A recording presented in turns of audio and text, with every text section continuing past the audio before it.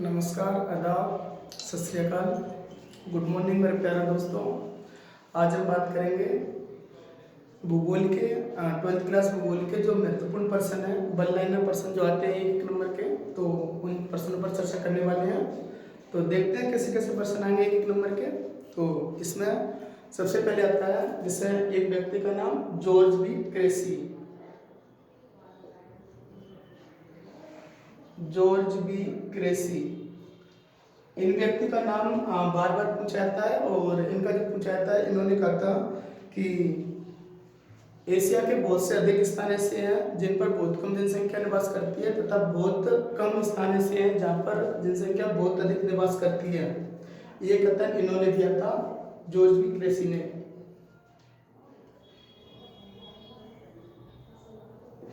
दुनिया के अधिकतर स्थानों पर बहुत कम जनसंख्या निवास करती है। बहुत कम जनसंख्या निवास करती है तथा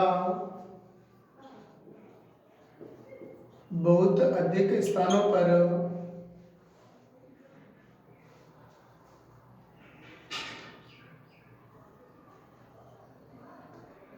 तथा बहुत कम स्थानों पर बहुत अधिक जनसंख्या निवास करती है। बहुत अधिक जनसंख्या निवास करती है। यह कथन इन्होंने दिया था, जॉर्ज बी क्रेसी ने। इन्होंने कहा था कि बहुत अधिक स्थान ऐसे हैं जहाँ पर बहुत कम जनसंख्या निवास करती है तथा बहुत कम स्थान ऐसे हैं जहाँ पर बहुत अधिक जनसंख्या निवास करती है। अगले पॉइंट की बात करें तो अगला पॉइंट है, एक व्यक्ति आता है थॉमस माल्थस। थॉमस माल्थस, इनका जो प्रश्न बनता है, ये बनता है कि थॉमस माल्थस ने कौन सा सिद्धांत दिया था। तो इन्होंने जो सिद्धांत दिया था वो दिया था जनसंख्या सिद्धांत। जनसंख्या सिद्धांत थॉमस माल्थस ने दिया था। थॉमस माल्थस ने दिया था। याद रखने वाले प्रश्न है, एक एक नंबर के प्रश्न यहाँ से बनेंगे। अगला प्रश्न बनता है जनसंख्या घनत्व की परिभाषा। जनसंख्या घनत्व की परिभाषा, ये जनसंख्या घनत्व की परिभाषा है, वो बार बार पूछी जाती है। और इसकी जो परिभाषा लिखेंगे हम, वो लिखेंगे प्रति वर्ग किलोमीटर क्षेत्रफल में निवास करने वाले लोगों की संख्या। प्रति वर्ग किलोमीटर क्षेत्र में निवास करने वाले लोगों की संख्या। निवास करने वाले लोगों की संख्या।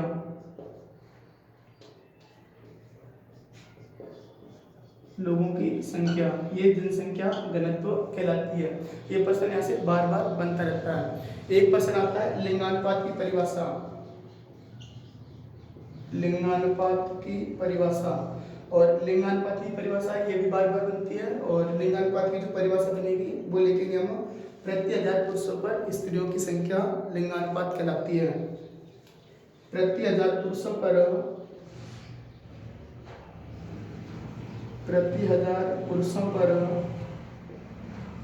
स्त्रियों की संख्या क्या कहलाती है? लिंगानुपात। लिंगानुपात कहलाती है। इनको लिखते जाना साथ ही साथ। यहाँ से एक नंबर के प्रश्न बनते हैं और बनेंगे भी। यहाँ से एक प्रश्न आता है आगे वृद्धि दर। एक प्रश्न आता है वृद्धि दर। वृद्धि दर की परिभाषा जब पूछी जाए तो हम लिखेंगे कि एक निश्चित क्षेत्रफल में और निश्चित समय में जनसंख्या में होने वाली बढ़ोतरी को जब प्रतिशत में मापा जाए, वृद्धि दर कहलाएगी। निश्चित क्षेत्रफल तथा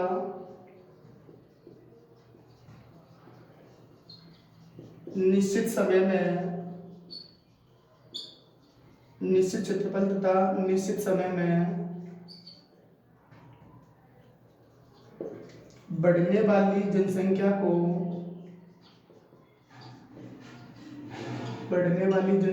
को अगर प्रतिशत में मापा जाए,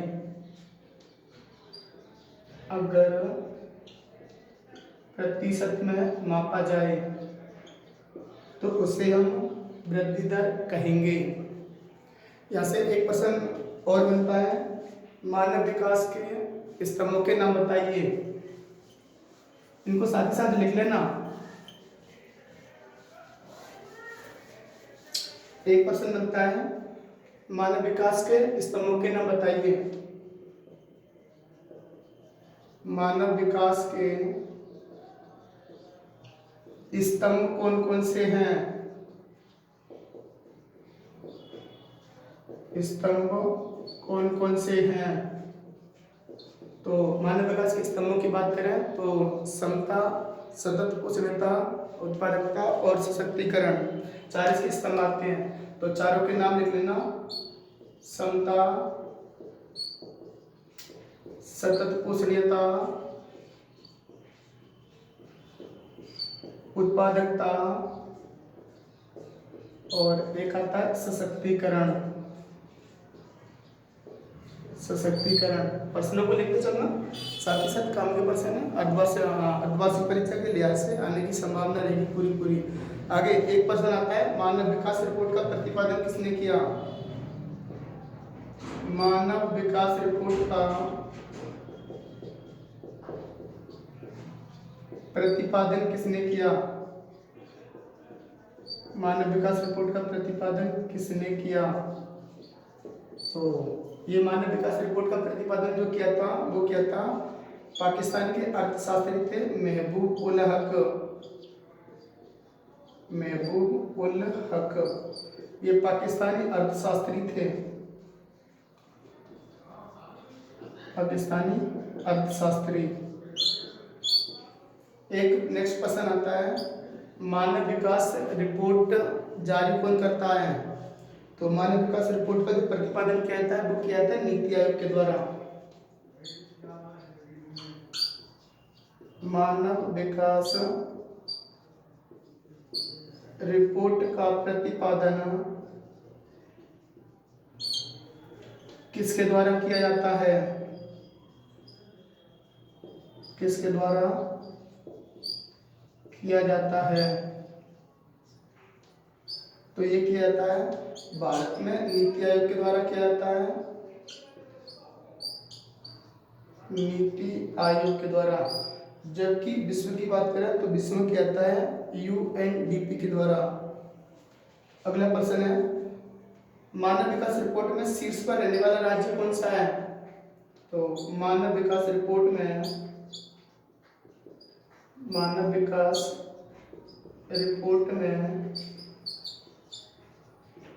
शीर्ष पर रहने वाला शीर्ष पर रहने वाला राज्य।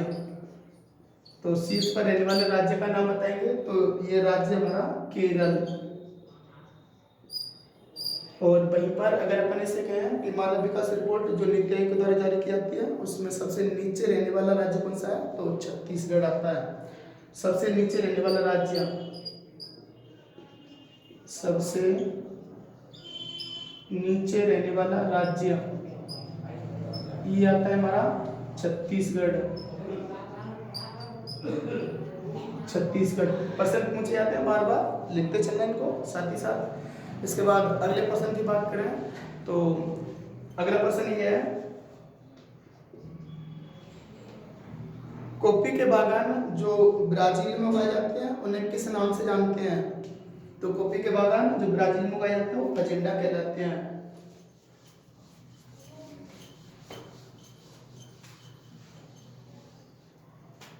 नेक्स्ट प्रश्न, कॉफी के बागान जो ब्राजील में उगाए जाते हैं, जो ब्राजील में उगाए जाते हैं उन्हें फजेंडा कहते हैं। उन्हें फजेंडा कहते हैं। आने की संभावना रहेगी, अर्धवार्षिक परीक्षा के लिहाज से इम्पोर्टेंट पर्सन है। इसके बाद अगले पर्सन की बात करें तो अगला पर्सन आता है महान झील औद्योगिक क्षेत्र कहाँ स्थित है। महान झील औद्योगिक क्षेत्र, महान झील औद्योगिक क्षेत्र कहाँ स्थित है। महान झील औद्योगिक क्षेत्र कहाँ स्थित है, और ये स्थित है संयुक्त राज्य अमेरिका में। संयुक्त राज्य अमेरिका, जिसको हम यूएसए बोलते हैं, USA, United state of America. इसके बाद अगला प्रश्न बनता है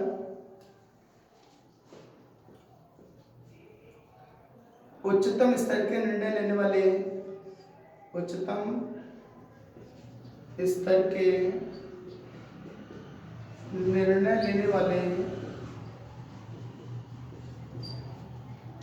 व्यक्ति किस क्रियाकलाप से संबंधित होते हैं। व्यक्ति किस क्रियाकलाप से संबंधित होते हैं। तो ये किस क्रियाकलाप से संबंधित होते हैं, ये होते हैं पंचम क्रियाकलाप से संबंधित। पंचम क्रियाकलाप से संबंधित,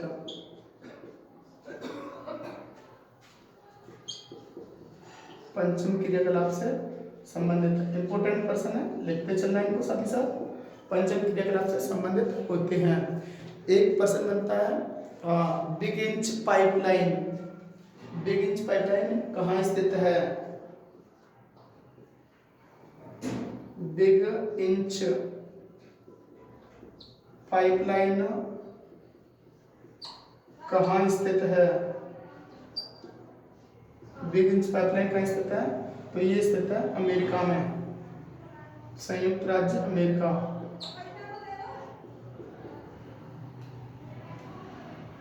संयुक्त राज्य अमेरिका, बिग इंच पाइपलाइन कहाँ स्थित है, तो ये स्थित है संयुक्त राज्य अमेरिका में।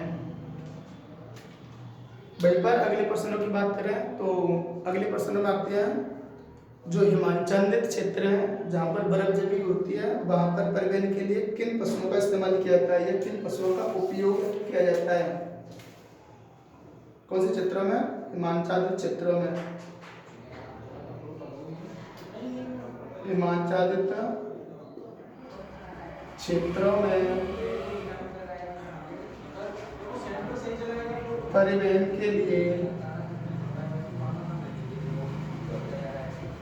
किन पशुओं का उपयोग किया जाता है। किन पशुओं का उपयोग किया जाता है, ये तो बता रखा है आपको पहले भी, किन पशुओं का उपयोग किया जाता है। तो ये किया जाता है कुत्ता और रेंडियर का। किसका किया जाता है, कुत्ता व रेंडियर। रेंडियर ये वास्तविक रूप से रेड डियर होता है, इसका इस्तेमाल किया जाता है। एक अगला प्रश्न बनता है 1 नंबर का, सन्नगर शब्द का प्रयोग सबसे पहले किसने किया था। सन्नगर शब्द का सर्वप्रथम प्रयोग किसने किया था। सन्नगर शब्द का सर्वप्रथम प्रयोग किसने किया था, तो ये क्या था, पैट्रिक गिडीज ने 1915 में। किसने, पैट्रिक गिडीज ने। और इसके बाद जो नेक्स्ट प्रश्न बनता है वो बनता है के बाद विश्वनगरी शब्द का सबसे पहले प्रयोग किसने किया था, तो विश्वनगरी शब्द का सबसे पहले प्रयोग किया था जीन गोल्डमैन ने 1957 में। विश्वनगरी शब्द का सर्वप्रथम प्रयोग किसने किया, किसने किया, तो विश्वनगरी शब्द का सर्वप्रथम प्रयोग किसने किया था, तो ये क्या था 1957 में जीन गोल्डमैन ने। 1957 में जीन गोल्डमैन ने। देखते चलना, साथ साथ लिखते भी चलना। इंपॉर्टेंट क्वेश्चन है, आने की संभावना रहेगी। और इसके बाद स्क्रीनशॉट लेना चाहो तो स्क्रीनशॉट लेना। इसके बाद आगे चलो, कुछ क्वेश्चन और हैं जिनको देख लेते हैं अपन।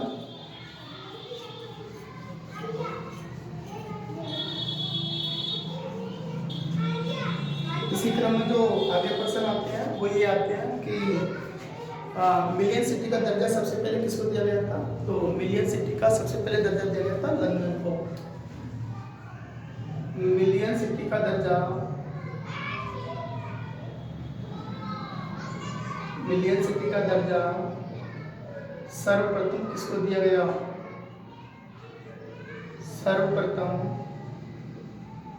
किसको दिया गया? तो मिलियन सिटी का दर्जा जो दिया गया था वो दिया गया था लंदन को, लंदन को।